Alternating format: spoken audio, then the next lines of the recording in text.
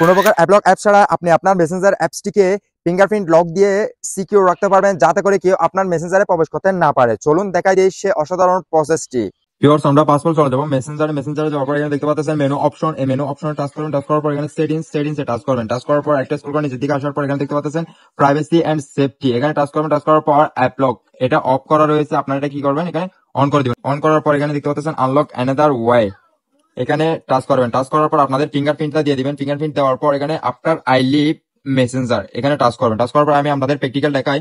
আমি ব্যাগে চলে আসলাম, আসার পর এটা ডিলিট করে দিলেন। ডিলিট করে দেওয়ার পর এখানে দেখতে পাচ্ছেন মেসেঞ্জারে প্রবেশ করলাম। প্রবেশ করার সাথে সাথে দেখতে পাচ্ছেন এখানে আনলক অ্যানাদার ওয়ে, আপনাদের যে ফিঙ্গারপ্রিন্ট লকটা সেট করে দিয়েছেন সেটা খুঁজতেছে। আমি এখানে টাচ করবো। টাচ করার পর এখানে ইউজ পিন অথবা আপনার ফিঙ্গারপ্রিন্ট যে লকটি সেট করেছেন সেটি আমি এখানে দিয়ে দিব।